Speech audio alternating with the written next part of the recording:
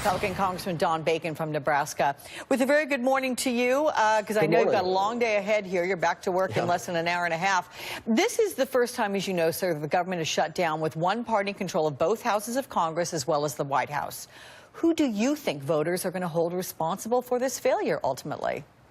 Well, it takes 60 votes in the Senate to get this continuing resolution passed, and the Democrats overwhelmingly voted against keeping the government open, and the Republicans overwhelmingly voted to keep the government open. So I think in the end, the voters will see this as a Schumer shutdown.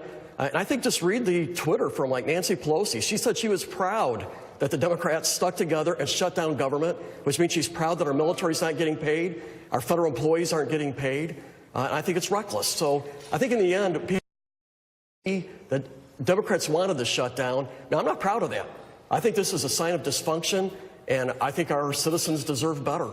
Well, in terms of people having memories, they may also remember the president from back in May when he put out a tweet saying that our country needs a good shutdown. Of course, it was to fix this mess, and he was talking about the budget at that point. But the New York Times is reporting that the president met with Democratic leader Chuck Schumer on a compromise on immigration that the Democrats would need before voting for a spending bill. And the Times is saying that Schumer even floated the idea, he actually confirmed that as well in front of a microphone, of fully funding the president's southern border wall.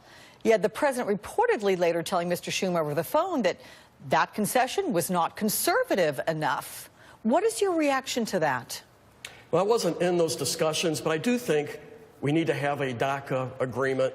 We should be sitting at the table. And I know my constituents, they want to fix the problem.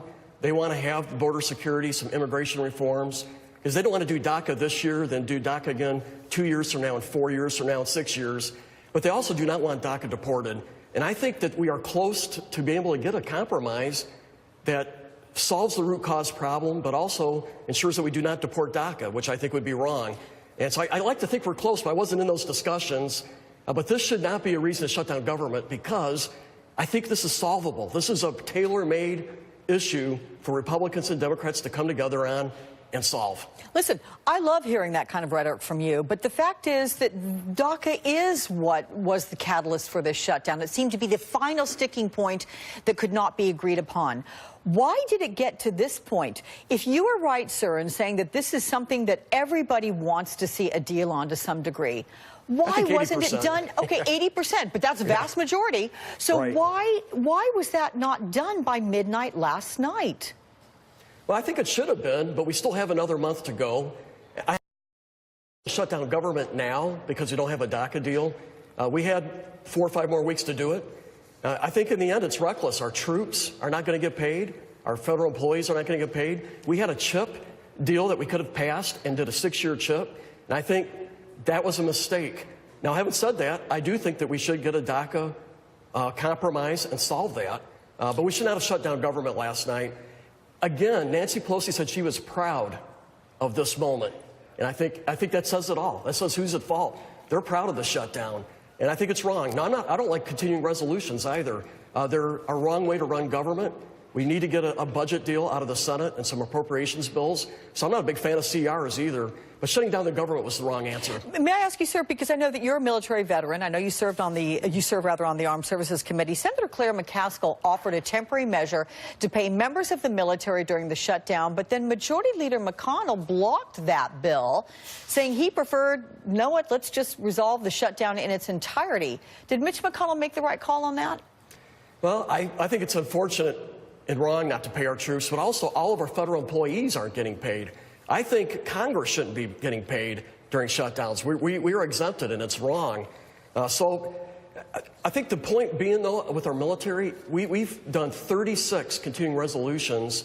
We do need to come to an appropriations bill agreement that funds our military. Most folks on the left and right agree on the numbers for defense right now. We don't agree on domestic issues. So what we've done is we've passed appropriation bills out of the House to the Senate. And in the Senate, they actually agree on how much to spend on defense, but they can't agree on domestic. So we're holding defense hostage because of domestic differences. In the meantime, we're fighting wars in the Middle East. We have a North Korea with 60 nuclear weapons. Half of our Navy aircraft can't fly. We have 53 Army brigades out of 58 that cannot fight tonight. They're not deploy.